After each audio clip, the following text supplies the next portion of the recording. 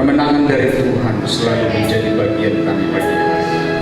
Tuhan yang besar yang tidak pernah meninggalkan kami, Tuhan yang menciptakan kami. Ketika kami jatuh ke dalam dosa, Tuhan berinkarnasi jadi manusia menyelamatkan kami. Besar kasih-Mu Tuhan dalam hidup kami. Patut kami mengenang Engkau Tuhan, bahwa Tuhan yang menciptakan tidak pernah meninggalkan perbuatan tangan-Nya. Tuhan yang setia, yang selalu menyertai kami. Tuhan, kami tahu minggu ini minggu kesengsaraan Kristus, karena bulan depan kami akan memperingati Paskah kematian, dan berita ini harus sampai ke seluruh penjuru dunia bahwa Kristus telah mati dan bangkit menyelamatkan manusia yang berdosa. Terima kasih Tuhan, pimpin kami. Kiranya Tuhan tolong kami waktu yang singkat ini, kami boleh mendengarkan firman pesan Tuhan bagi kami pada bulan Maret akhir ini, dan kami menyongsong bulan April. Terima kasih Tuhan, dalam nama Yesus kami berdoa dan ucap syukur. Haleluya. Amin. Amin. Silakan duduk Bapak Ibu Saudara sekalian. Shalom. Puji Tuhan, kita bersyukur diberikan Tuhan kesempatan kepada kita. Langsung saja kita masuk dalam firman Tuhan. Tema kita pada minggu terakhir ini adalah bicara mengenai kebahagiaan sesuai tuntunan firman Tuhan. Kebahagiaan sesuai tuntunan firman Tuhan, ini temanya. Nah, ayatnya diambil dalam Mazmur pasal 1 ayat kedua, tidak usah dibaca karena kita nanti akan beralih kepada Lukas pasal 22. Ada kaitannya saudara sekalian ya. Nah saudara sekalian, seperti saya katakan tadi bahwa ini minggu-minggu terakhir kesengsaraan Kristus. Jadi kalau gereja yang mainstream itu selalu mereka perjalanan Kristus Via Dolorosa itu selalu memang diperkuatkan menjelang Paskah, di mana Kristus telah mengingatkan sekedar ya, supaya setiap orang percaya tahu bahwa ada orang yang telah mati menanggung dosa manusia. Nah sebab itu, nah kita akan buka di dalam Lukas pasal yang ke-22 ayat yang ke-39. Ada kolerasinya nanti mengenai kebahagiaan sesuai tuntunan firman Tuhan ya. Lukas pasal yang ke-22 ayat yang ke-39 sampai dengan 46 di Taman Getsemani. Soalnya judulnya di Taman Getsemani. Lukas pasal yang ke-22 ayat yang ke-39 sampai 46. Demikian bunyinya. Lalu pergilah Yesus keluar kota, dan sebagaimana biasa ia menuju Bukit Zaitun. Murid-muridnya juga mengikuti dia. Setelah tiba di tempat itu, ia berkata kepada mereka, berdoalah supaya kamu jangan jatuh ke dalam pencobaan. Kemudian ia menjauhkan diri dari mereka, kira-kira sepelempar batu jaraknya.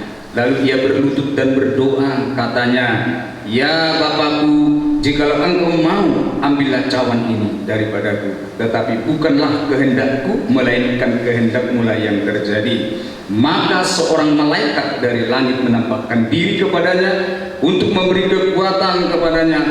Ia sangat ketakutan dan makin bersungguh-sungguh berdoa.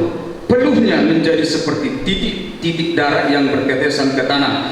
Lalu ia bangkit dari doanya dan kembali kepada murid-muridnya, tetapi ia mendapati mereka sedang tidur karena duka cita. 46. Katanya kepada mereka, mengapa kamu tidur? Bangunlah dan berdoalah supaya kamu jangan jatuh ke dalam pencobaan. Jadi pagi hari ini pesannya, mengapa kamu tidur? Ini pesan Yesus kepada murid. Saudara, banyak orang menafsirkan Alkitab ini begini. Yesus berdoa di Taman Getsemani itu karena dia takut mati, takut ditinggalkan murid-muridnya, takut dia dihukum di kayu salib. Banyak penafsir mengatakan bahwa Yesus mengalami rasa takut seperti itu. Tetapi saya nggak setuju dengan ayat itu. Perkataan bukan ayat.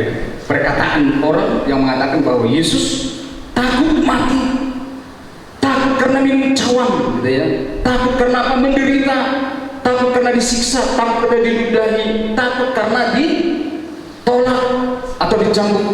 Sebenarnya Yesus tidak takut dengan hal itu. Mengapa? Karena memang untuk itulah Yesus datang ke dunia. Dia terhadap aku. Karena Petrus ingin supaya Yesus tidak pergi ke Yerusalem dan tidak mati. Padahal sebenarnya tujuannya saudara untuk mati. Maka Yesus berkata, jangan takut kepada orang yang bisa membunuh tubuh, tapi takutlah kepada yang bisa membunuh jiwamu. Itu berarti apa? Yesus nggak takut mati. Dia nggak takut mati. Bukan karena dia mau mati di salib, dia mulai berdoa gemetar. Bukan karena dia takut mati peluhnya seperti titik-titik darah. Bukan. Lalu apa yang membuat dia takut? Apa yang membuat dia menderita seperti dia mau mati rasanya? Ya, saudara baca dalam ayat yang lain, dia mau mati rasanya. Ketakutan begitu kuat, ketakutan begitu mengerikan, ya. Lalu apa yang membuat Yesus menjadi ketakutan sampai sepertinya ada fobia? Dia harus berdoa 3 kali. Kemudian ada orang berkata, orang macam apa Yesus? Orang dia Allah, kenapa berdoa? Gitu ya. Bukankah dia sudah tahu bahwa dia akan mati di salib? Kenapa dia harus berdoa lagi? Bukankah tujuan hidupnya mati? Kenapa dia merasa takut mati? Mengapa dia harus berdoa?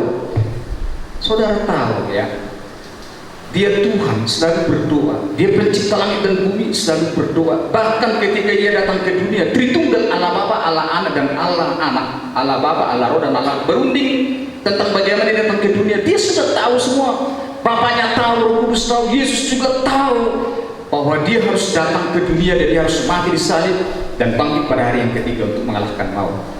Kenapa dia harus berdoa? Bukankah karena dia sudah tahu tak perlu berdoa? Kalau kita tidak tahu, wajib kita berdoa. Karena kita manusia, wajib berdoa. Lalu orang berkata begini, bahwa penderitaan Yesus yang ada di Taman Getsemani itu adalah sama seperti yang kita alami. Saya pikir tidak, itu berbeda. Nah, kita ini kalau berdoa kepada Tuhan wajar, karena kita belum tahu tujuan hidup saya. Kalau tujuan hidup kita tahu setelah orang tua mendidik kita, masyarakat mendidik kita, orang lain mendidik kita, mengarahkan kita, maka kita tahulah tujuan hidup kita. Tapi Kristus sebelum datang ke dunia sudah tahu tujuan hidupnya. Mengapa dia harus berdoa lagi? Mengapa dia harus berseru? Bukankah dia maha tahu? Nah, ini ada rahasia iman Tuhan yang harus kita paham juga sebenarnya. Jadi ada orang berkata bahwa ketika Yesus itu datang ke dunia sama seperti kita manusia. Sama nggak kira-kira? Pasti beda, saudara. Ya. Waktu Yesus berdoa kepada Bapaknya, dia percaya bahwa firman itu berkuasa. Dia percaya bahwa Tuhan tidak pernah meninggalkan dia. Seperti dikatakan dalam Alkitab, aku dan Bapa adalah satu. Dia tahu kehendak Bapa sebelum dia datang ke dunia. Kita kapan tahu kehendak Bapa? Kita mesti belajar, dilatih dalam kehidupan sehari-hari. Ketika kita sudah dewasa, oh saya tahu tujuan hidup saya. Berbeda, saudara. Tuhan yang sudah tahu tujuan hidup datang ke dunia, dia pun harus berdoa. Nah, saudara sekalian, di Taman Getsemani ini adalah sebuah pergumulan yang berat, di mana dia harus menyerahkan dirinya. Jadi waktu Yesus dari Galilea terus menyusuri perjalanan sampai ke Yerusalem, terakhir dia sampai di Yerusalem, disitulah dia terakhir. Di situ dia harus disalibkan. Maka sebelum terjadi, dia berkata kepada murid-muridnya, aku akan dihukum oleh orang berdosa. Dia tahu betul ya, tahu dia. Aku akan serahkan kepada orang berdosa. Dia tahu penderitaan yang begitu berat sampai dikatakan malaikat akan menepuk pundaknya. Kuatkan. Ya. Saudara pernah baca Alkitab setelah Yesus ada transfigurasi di atas Gunung Hermon, ada Yesus, ada Elia, ada Musa waktu itu. Ya. Nah kemudian waktu murid-murid ada melihat di atas gunung itu ada 3 orang, Elia, Musa, dan Yesus Kristus. Tapi sayang waktu murid-murid itu tertidur, tidak melihat rahasia firman itu. Kenapa? Mereka tertidur. Dan tahu apa yang dikatakan oleh Tuhan kepada mereka.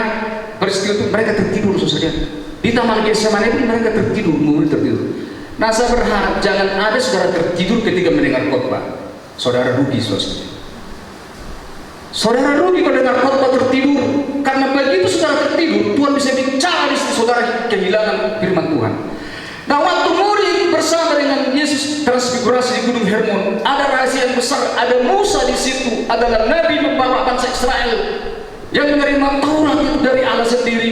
Ada Elia di situ yang mengembalikan penyembahan berhala bangsa Israel kembali kepada penyembahan Yesus ada di situ. Maka ketiga tokoh besar adalah sebuah penglihatan, lihat oleh murid-murid. Lalu setelah mereka melihat cahaya, mereka langsung bangun. Tapi mereka tidak mendengar apa yang diperbincangkan oleh Elia, Musa, dan Yesus, karena mereka tertidur di Gunung Hermon. Mereka terlelap, khusus kalian, sampai enaknya gunung itu dia tidur. Pembicaraan Elia dan Musa dan Yesus, ada pembicaraan di situ. Mereka tidak bisa mendengar karena mereka itu. Padahal ada perjanjian lama di situ, ada Elia pembawa kuasa, lalu kemudian ada Yesus di situ. Yang diberitakan Musa ada di situ, yang diberitakan Elia ada di situ. Itulah Yesus. Seharusnya murid melihat bahwa ada Elia Taurat, ada Musa yang membawa Taurat, ada Elia kuasa yang begitu dahsyat. Lalu inilah dia. Nah, saudara sekalian, sepertinya penafsir mengatakan bahwa Elia dan Musa memberikan kekuatan kepada Kristus nanti kelak, begitu nanti ada di Taman Getsemani. Nah, waktu dia berdoa, saudara baca ayat itu, waktu berdoa, Yesus berdoa dengan peluh. Dia merasa takut dan gemetar. Gemetar bukan karena dia akan mati, bukan. Takut bukan karena dia mati disalib, disiksa, diludahi, ditolak, bukan. Lalu apa yang membuat dia gemetar? Malaikat datang menepuk pundaknya. Di dalam ayat mengatakan supaya dia kuat. Lalu pertanyaannya, kenapa dia berdoa? Mengapa dia harus gemetar? Mengapa dia air matanya sampai pembuluh darahnya pecah? Karena begitu dia ketakutan. Adakah orang pernah melihat ketakutan sampai ketakutan dia langsung mati? Ada. Pada waktu Ananias sampai ditegur oleh Petrus, kamu telah berdosa, langsung mati dia. Gemetar dia. Nah, kemudian apa yang membuat Yesus gemetar? Dia ketakutan dengan peluhnya sampai pembuluh darahnya pecah. Apa? Dia takut karena dia berpisah dengan Allah Bapa dan Allah Roh Kudus. Satu penderitaan yang berat bukan karena dia mati salib, bukan. Allah sendiri berpisah daripada Yesus Kristus. Bayangin saudara, orang yang akan berpisah dengan Kristus sama seperti pergumulan di Taman Getsemani. Kalau saudara tinggalkan Tuhan, saudara akan gelisah, saudara akan tidak ada ketenangan, saudara akan merasa semua hampa. Kita ini ditopang oleh Tuhan, saudara. Kalau saudara nggak ditopang Tuhan, udah mati kita. Jalan raya ada motor berat, ada mobil berat, ada pesawat terbang tabrakan, kita itu ditopang. Matahari dengan bulan tidak pernah bertabrakan. Ada banyak planet-planet bumi yang selalu terus bergerak, tapi kita ditopang oleh Tuhan. Bumi itu bergantung, gravitasi bumi berputar, tapi laut tidak tumpah. Kenapa? Tidak ditopang Tuhan. Saudara jalan di jalan raya, di jalan tol, saudara rem yang ngeblong, saudara topang Tuhan, tapi orang lain sudah lingsut. Itulah Tuhan menopang kita semua. Jadi dia tahu kalau Allah Bapa berpisah dengan dia, betapa sedihnya, betapa hampanya hidupnya. Maka Daud berkata, janganlah ambil rohmu daripadaku, karena begitu roh itu diambil, dia pasti tidak ada ketenangan. Dia akan mengalami ketakutan menjalani hidup ini. Kenapa saudara tidak takut menjalani hari esok? Karena Tuhan menopang saudara. Allah bersama dengan. Itulah pergumulan Yesus Taman Getsemani. Tapi ketika Yesus berdoa, murid pada tidur. Kalau jemaat sakit, jemaat punya masalah, dia ingin pendetanya berdoa kepada jemaat.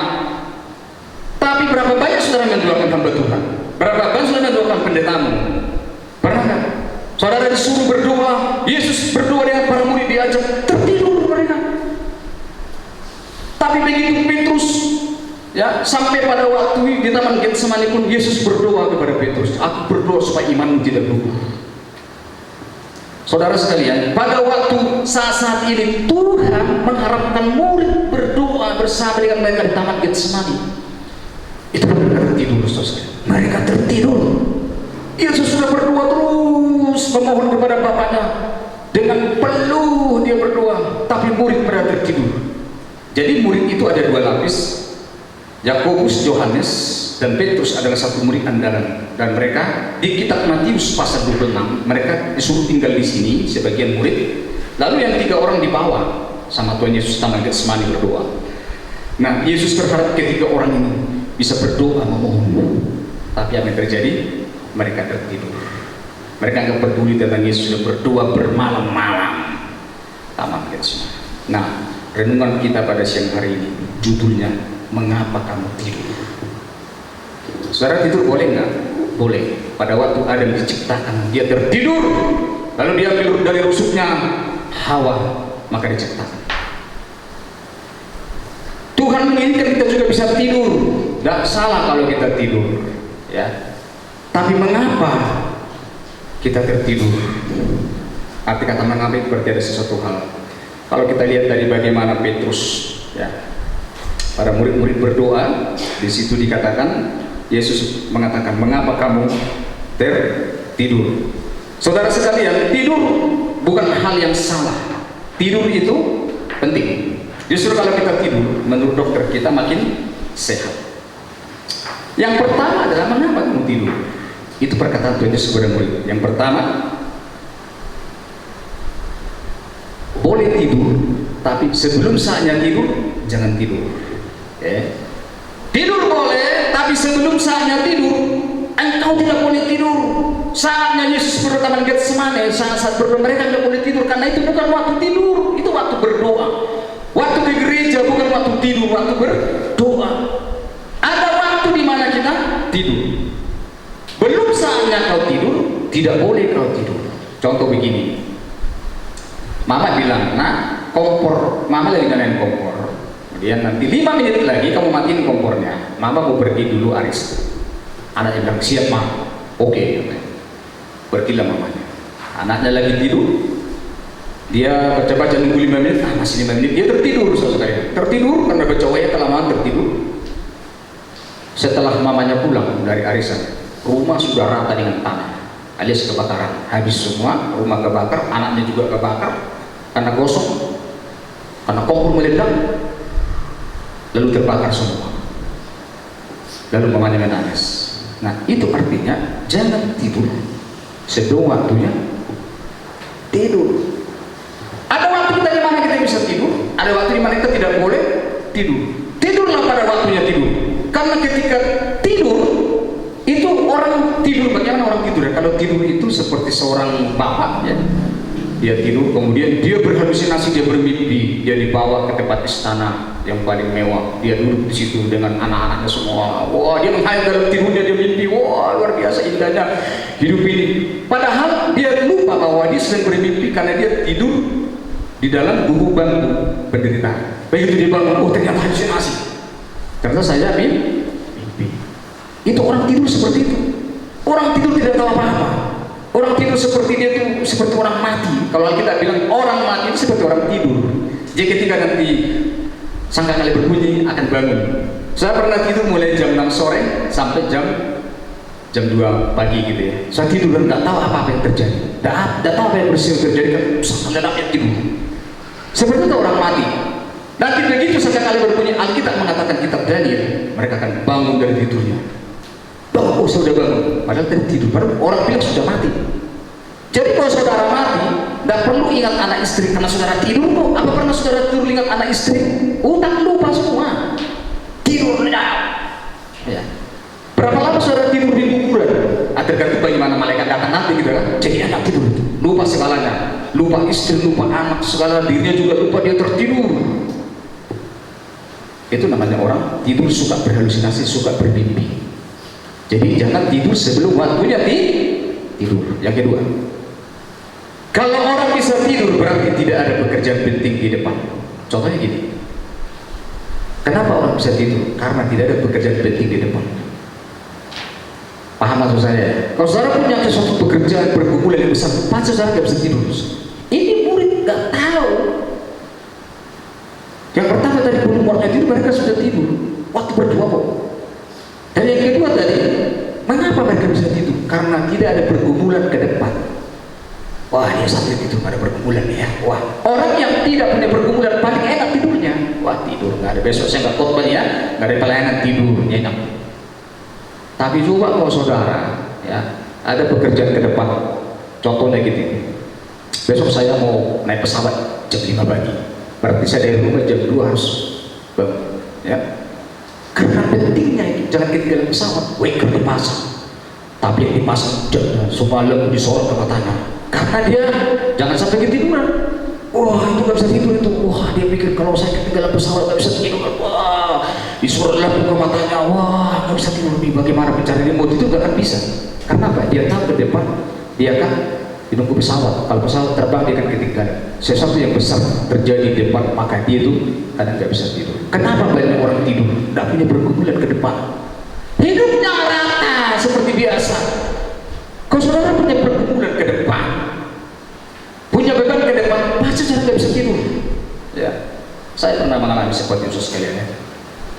Mokot berminggu dari hari Sabtu, hari Senin, saya baca Alkitab, saya doa, Tuhan turunkan firman. Apa yang harus saya sampaikan? Ya? Walaupun ada tema diaturnya, tapi kan kita harus merenungkan tema ini cocoknya kepada siapa, zaman itu apa, kira-kira gimana cara ininya ayat. Jadi kita harus berdoa, baca firman, terus sampai baca firman. Hari Senin belum ketemu, hari Selasa juga belum ada ilham, Tuhan belum bicara, hari Rabu belum, hari Sabtu pagi belum, padahal besok jam 9 harus khotbah belum turun. Gak bisa tidur, minum kopi tetap juga ya. Wah, supaya mata melek gitu ya, supaya mata melek gitu. Gelisah gitu. Kenapa? Minggu saya mau khotbah, Tuhan belum suruh khotbah, yang harus saya sampaikan. Gak bisa tidur. Tidur sebentar. Karena besok pagi mau khotbah, jam 12 bangun, buka lagi belajar, berdoa lagi. Pas jam 5 pagi, Tuhan kasih khotbah. Nih khotbahnya. Baru kita aman. Setelah khotbah, malamnya bisa tidur. Karena ada pergumulan di depan. Amin. Kenapa saudara tertidur? Karena mungkin saudara tidak punya pergumulan besar di depan. Murid ini sudah terbiasa dengan Tuhan Yesus. Oh, ada Tuhan, ya, ada Tuhan. Orang makan negeri, orang panggil Tuhan, dalam Yesus. Wah, ada orang sakit, Tuhan Yesus. Dia nyaman dengan kehadiran Tuhan Yesus selama 3,5 tahun di bumi. Dia nyaman, dia nyaman dia. Tapi begitu saja mulai diambil, itu pun mereka tidak punya pergumulan kerinduan. Yesus mati dan berulang kali dikatakan akan mati dan bangkit. Ada saja.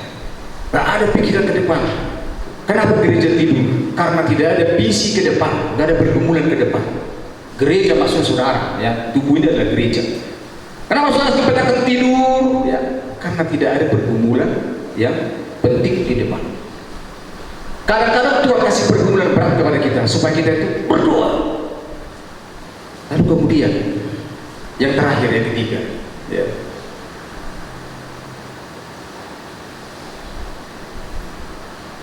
Mengapa kita tidur? Karena kita tidak tahu ada bahaya di depan. Kita tidak tahu ada bahaya di depan, maka kita tertidur. Murid-murid pastinya tahu bahwa mereka akan berbahaya ketika Yesus tidak bersama dengan mereka. Harusnya mereka berpikir seperti Kristus yang berdoa akan terpisah dari Allah Bapa. Itu bahaya yang besar bagi Yesus. Setiap hari murid bersama dengan Yesus, apa yang dilihat oleh murid terhadap Yesus? Tidak ada. Nyaman mereka bersama dengan Tuhan Yesus. Seorang murid tahu pergumulan gurunya, itu baru murid yang bagus. Seorang anak harus tahu pergumulan orang tuanya. Kalau anak hanya santai mengharapkan orang tua, itu sebabnya kadang-kadang Tuhan ambil papa kita lebih dulu, karena kita terlalu nyaman dan ada takut bahaya.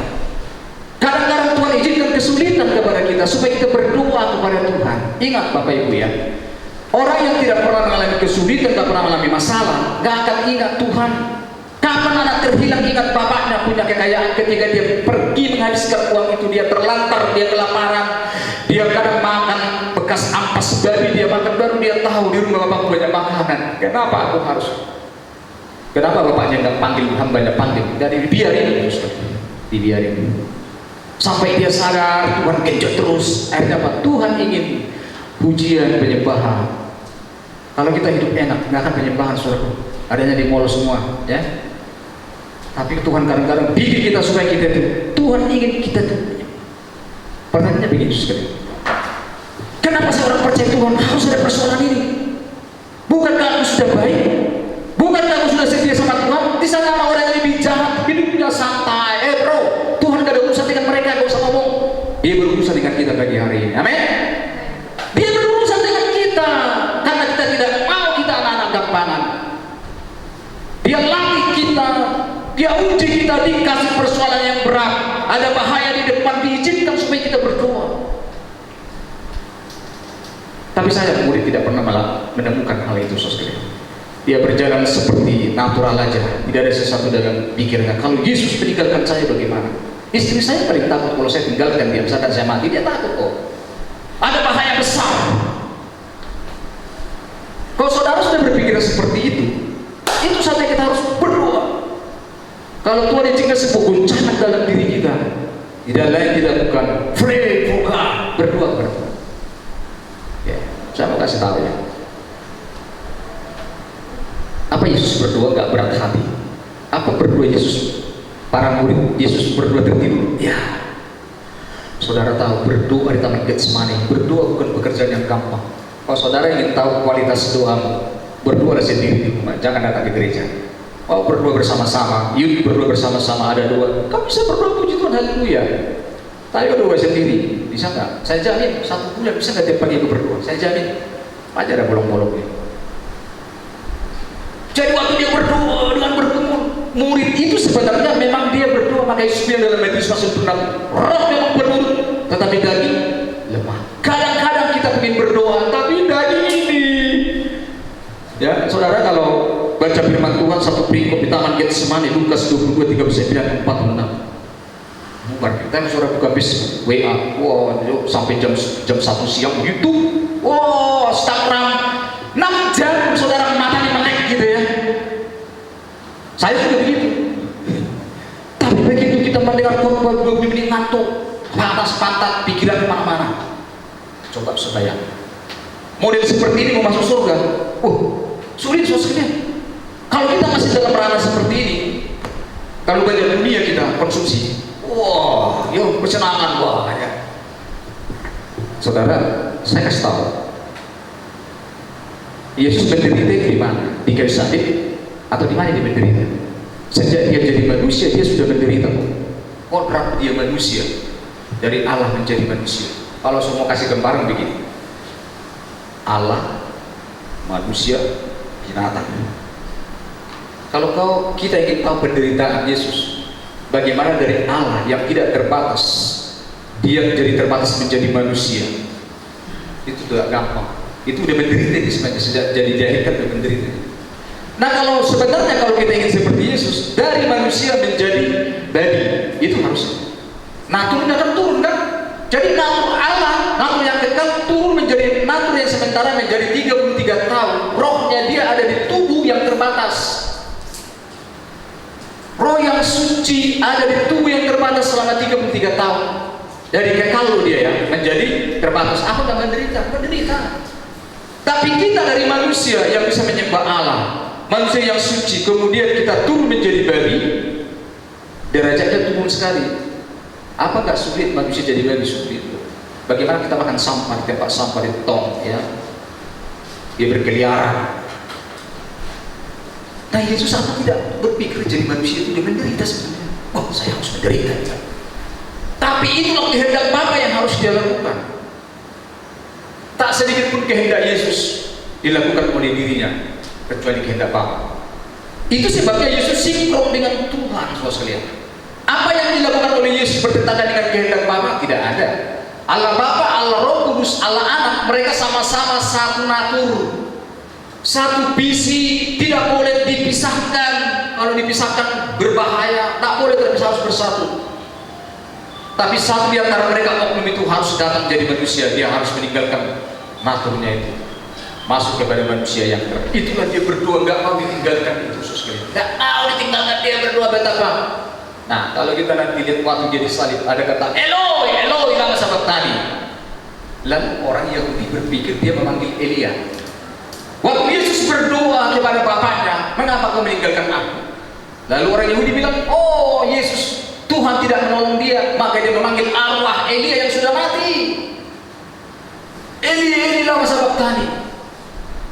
Dia pikir orang Yahudi bisa panggil arwah bapaknya yang sudah dikubur datang lagi menemani dia. Mereka menafsirkan seperti itu. Tapi Eloi lama sabachthani artinya, ya Bapak, mengapa kau meninggalkan aku? Masuknya itu dia berdoa. Meninggalkan Yesus adalah keesaan itu, keallahan itu lepas. Tadinya waktu dia di dunia, keallahan itu dibatasi, ya, dibatasi maksudnya. Ya. Itu sebabnya dia bisa bikin mujizat, orang mati dibangkitkan, Lazarus bangkit dari antara orang mati. dan kemudian ada orang sakit disembuhkan, dia bisa ada kuasa itu, tapi betul-betul kuasa itu tidak ada lagi adalah dia harus mati, sebab Allah tidak pernah bisa mati. Oleh sebab itu dia harus tinggalkan Yesus keilahiannya supaya dia bisa mati. Wah, itu bukan pekerjaan yang gampang sekali, kan? Allah tidak pernah mati. Kalau orang tanya, kenapa orang Kristen Allahnya mati? Udah bisa menjelaskan belum? Seperti saya bilang tadi, kalau dia tidak meninggalkan keilahian itu, itulah yang Tuhan Allah Bapa mau memisahkan diri dari Yesus Kristus. Maka dikatakan, Bapa, janganlah berlalu cawan ini. Cawan. Salah sekalian ya, kalau saudara lihat di Taman Getsemani dan di Taman Eden, ada perbedaannya, sama-sama taman, tapi di situ ada perbedaan. Di Taman Eden, Adam dan Hawa, Tuhan katakan, semua pohon dalam tamannya boleh kamu makan, tapi yang satu jangan. Iya kan? Saudara pernah baca itu. Kemudian waktu iblis datang menggoda Hawa, semua pohon dalam taman ini tidak boleh kamu makan, bukan? Nah, satu diputar sama dia kan. Waktu iblis menawarkan kepada Hawa, dia bilang semua pohon di taman ini tidak boleh kamu makan, bukan? Yang satu ini boleh, buah kulbi. Itu diputar ya. Saudara baca ayat itu pernah bolak-balik ayat itu. Tuhan itu baik enggak? Baik. Semua pohon dalam taman boleh kamu makan. Kebaikan Tuhan di mana? Dia berikan kita buah pisang. Coba kalau buah itu ya, buah itu semua bulat, bosan enggak? Bosan. Ada pisang pancang, wah dibuka makan. Ada buah rambutan cetek di dalam biji dimakan ya. Ada pohon kelapa tinggi, lalu di dalam kelapa itu ada air yang tidak pernah lumutan. Di dalam air itu ada daging kelapa bisa kita makan. Kalau air di dalam ember 2 minggu lumutan, tapi itu kenapa nggak lumutan? Itu Tuhan kasih begitu luar biasa. Saya harus lihat dari tanaman yang ada.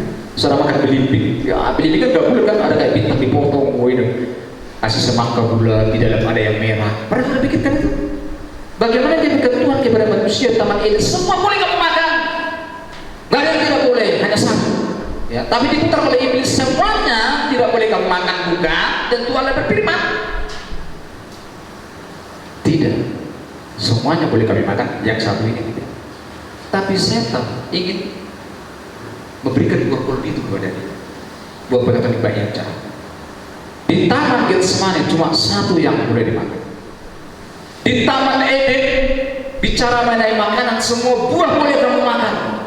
Tapi di Taman Getsemani minum cawan, minum bukan makanan, minum cawan yang diberikan oleh Tuhan.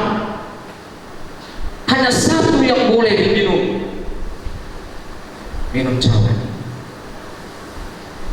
Cawan itu apa saudara? Saudara tahu pernah cawan ini pernah Yakobus, Yohanes, ibunya datang kepada Yesus mengatakan begini, Tuhan, jikalau engkau jadi raja, izinkanlah kedua anakku, satu di sebelah kirimu, satu di sebelah kanan, menjadi menteri dalam negeri, menteri luar negeri. Lalu Yesus marah, kamu tidak tahu apa yang kamu minta. Itu diberikan kepada Bapakmu, kepada siapa diberikannya. Jikalau kamu ingin kedudukan itu, kamu harus minum cawan. Ternyata di Taman Getsemani, di situ ada cawan ditawarkan. Para murid tertidur. Sebenarnya murid mengerti, inilah cawan. Karena yang dibawa waktu itu Petrus, Yakobus, Yohanes ada di situ. Mereka yang minta cawan itu dibawa di Taman Getsemani. Itulah dikatakan jauhkanlah cawan ini. Apakah murid tidak berpikir itu? Saya pernah minta itu cawan itu, tapi Tuhan bilang diberikan kepada siapa yang layak diberikan.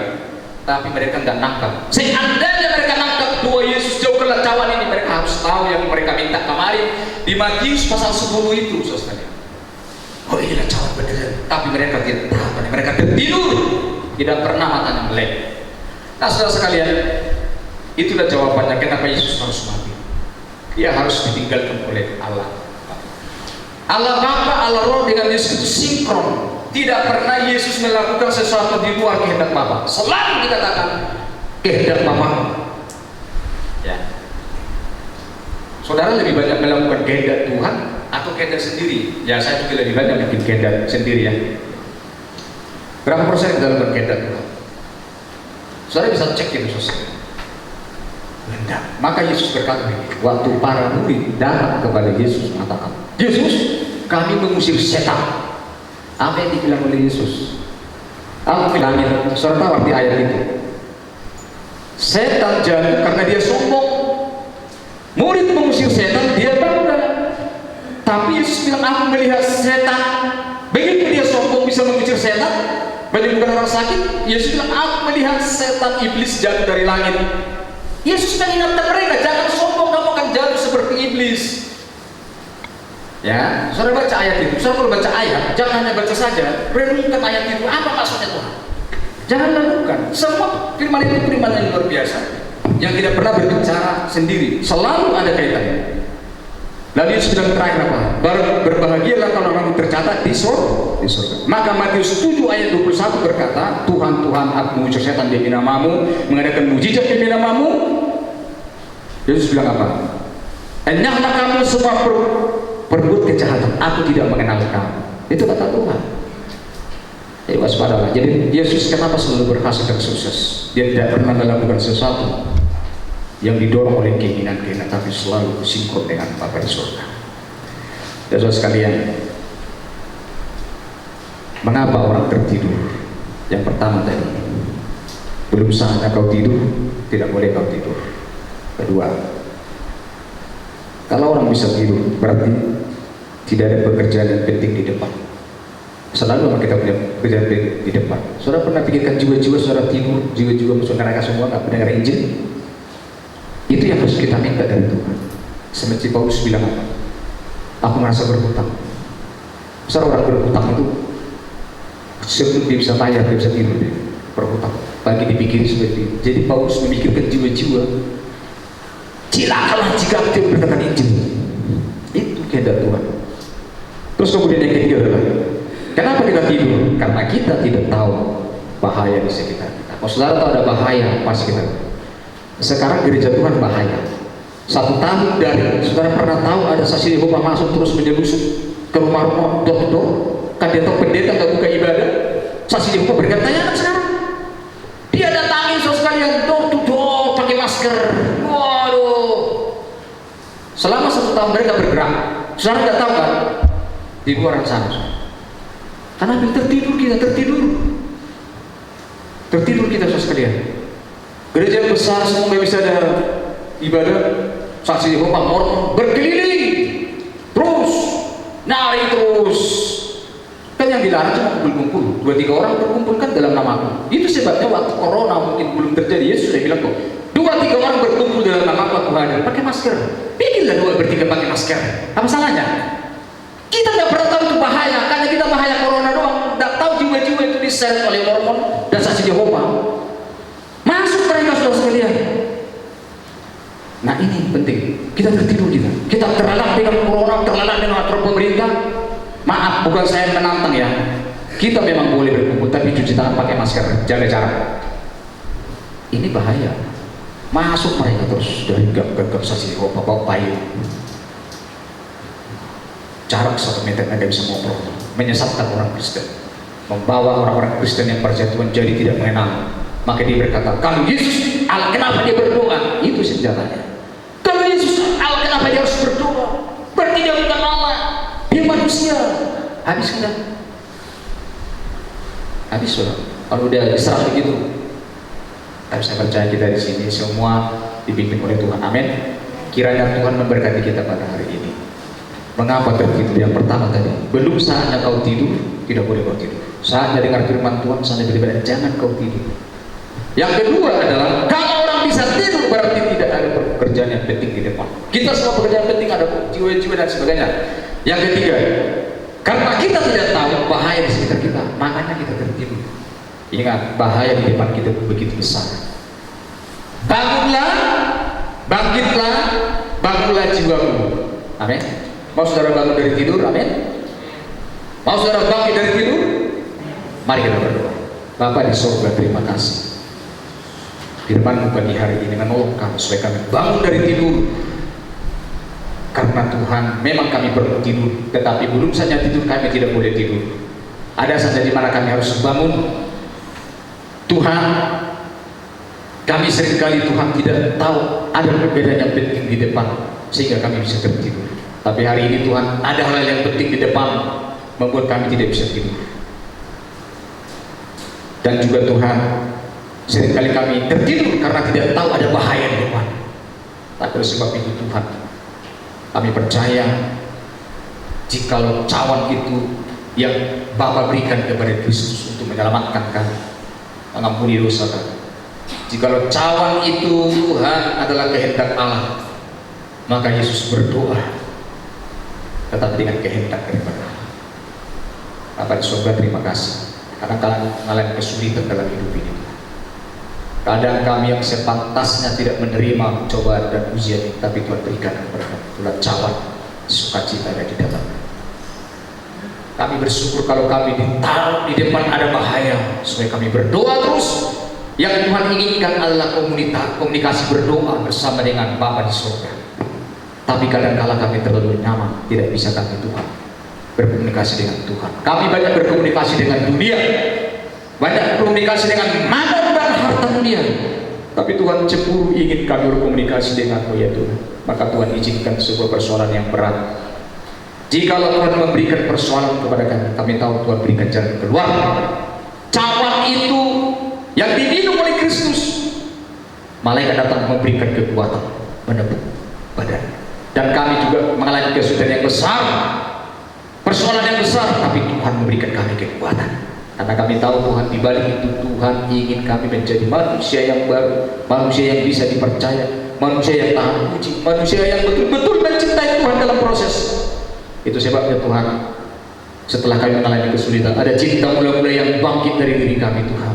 Baru kami tahu bahwa Tuhan begitu mengasihi kami. Terima kasih untuk cawan dan juga pergumulan Tuhan berikan kepada kami. Karena di dalamnya bisa terselesaikan ketika kami berdoa kepada Tuhan. Bapa di surga, bangkitkan gereja-Mu Tuhan, bangunkanlah gereja.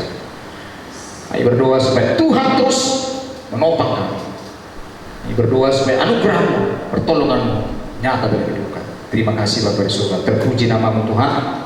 Kami berdoa dalam nama Yesus. Haleluya. Amin. Saya serahkan kepada yang bertugas.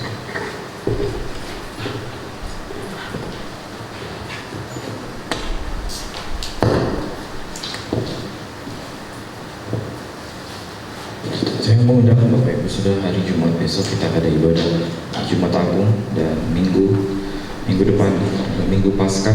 Jadi saya mengingatkan kepada Bapak Ibu Saudara, minggu depan Jumat jam 5 sore. Jadi saya berharap Bapak Ibu Saudara bisa datang sama-sama memperingati kematian Tuhan Yesus. Hari Jumat jam 5 sore, hari Jumat jam 5 sore, hari Minggu jam 9 pagi. Jadi ibadah sore akan bergabung dengan ibadah pagi Paskah, Minggu Paskah. Jadi hari Minggu mengundang juga Bapak Ibu Saudara bisa mengingat. Dan mari gunakan waktu ini untuk bisa benar-benar mengingat kematian Tuhan di atas kayu salib. Jadi jangan lupa hari Jumat jam 5 sore, hari Jumat jam 5 sore. Ya, mari bangkit berdiri bersama-sama, kita akhiri ibadah kita ini.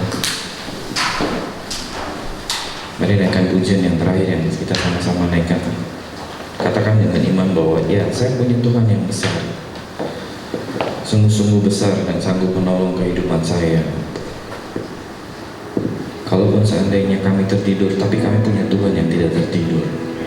Aku punya Tuhan yang besar.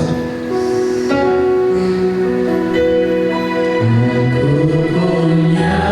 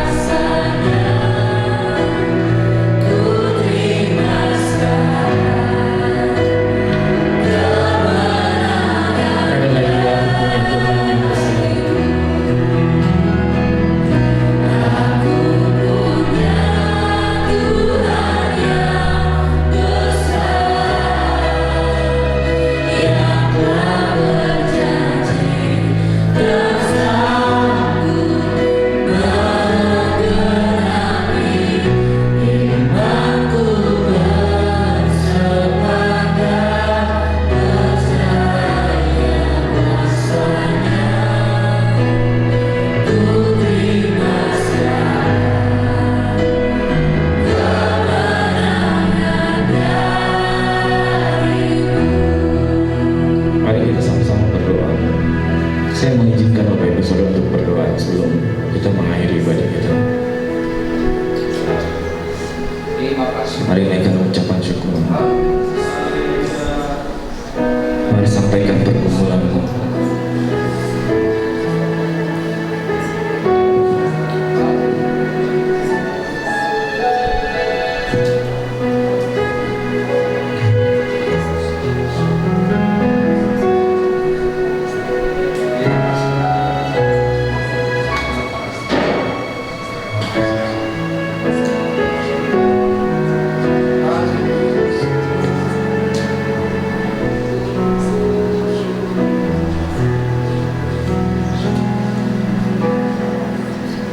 Bersyukur Tuhan buat apapun yang terjadi dalam kehidupan kami.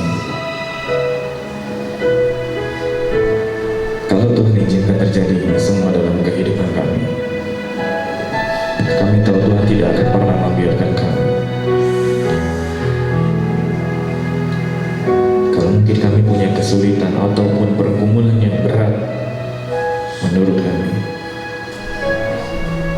tapi kami tahu bahwa ini adalah pencobaan-pencobaan biasa yang tidak pernah melebihi kita. Lewat lagu ini kami menyatakan dalam hidup kami bahwa ya, kami punya Tuhan yang besar. Kami punya Tuhan yang sanggup menggenapi. Kami punya Tuhan yang sanggup memulihkan kehidupan kami. Mungkin ada pemikiran yang tidak sama, mungkin ada kesakitan hati yang sudah melukai pikiran kami, yang sudah melukai hati kami. Tapi kami tahu bahwa kami punya Tuhan yang besar. Kami tahu Tuhan bisa menggenapi.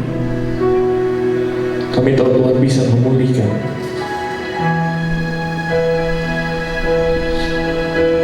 Kami berserah ke dalam tangan Tuhan.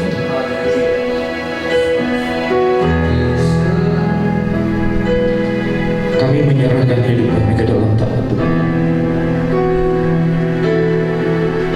Berikan kami kekuatan dan kemampuan, sehingga kami sanggup mengerjakan seluruh tugas tanggung jawab kami untuk mengasihi hidup kami sendiri, mengasihi hidup keluarga kami, bahkan mengasihi hidup orang-orang yang belum mengenal siapa Tuhan.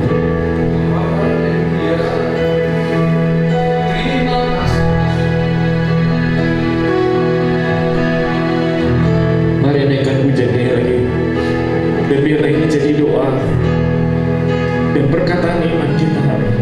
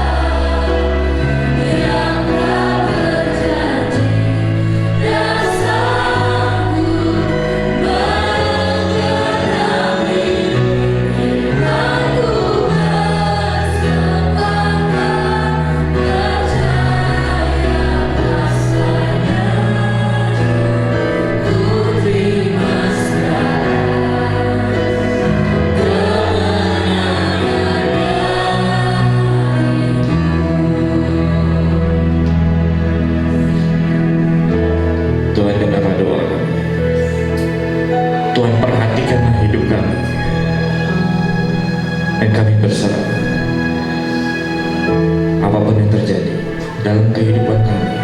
Ya Tuhan, aku siap. Ya Tuhan, kami siap. Apapun kesulitan yang akan menimpa hidup kami, apapun pergumulan yang akan Tuhan izinkan terjadi dalam kehidupan kami. Ya Tuhan, aku siap. Kami berserah ke dalam tangan Tuhan. Biarlah kuasa-Mu dinyatakan dalam kehidupan kami. Hamba-Mu berdoa dari tempat ini, memberkati kami semua yang ada di tempat ini. Dengan semua kerinduan yang ada di dalam kehidupan kami, Hamba-Mu memberkati kami semua. Biarlah Tuhan akan menolong dan tidak pernah terlambat memberikan pertolongan bagi kami. Dan kuasa-Mu akan dinyatakan dalam kehidupan kami. Ada kuasa yang besar, yang melebihi dari apapun yang kami bisa lakukan, yang sanggup untuk menolong kami. Dalam nama Tuhan Yesus, Tuhan sembuhkan, nyatakan kebesaran-Mu dalam. Kalau ada seluruh keluarga besar dari Rumah Wajana Kemuliaan yang sakit, Tuhan, hamba berdoa hari ini, Tuhan kiranya pemulihan terjadi. Tuhan kiranya Tuhan akan memulihkan segala sesuatunya dari ujung kepala sampai dengan ujung kaki. Dalam nama Tuhan Yesus, kesembuhan akan terjadi. Oleh karena iman yang kami yang besar, karena kami punya Tuhan yang besar, dan iman kami melebihi apapun yang sanggup untuk mengubahkan hidup kami. Sembuh Tuhan, dalam nama Tuhan Yesus, sembuh.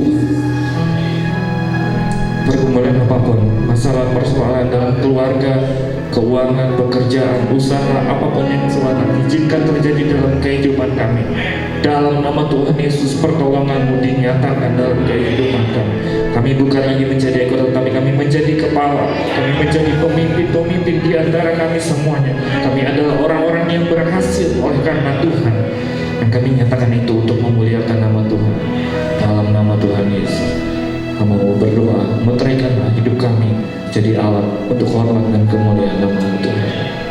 Kami akhiri ibadah kami dengan berlimpah-limpah ucapan syukur atas pertolongan Tuhan dalam kehidupan kami. Mari kita sama-sama berdoa seperti Tuhan Yesus mengajarkan murid-muridnya untuk berdoa. Bapa kami yang di surga,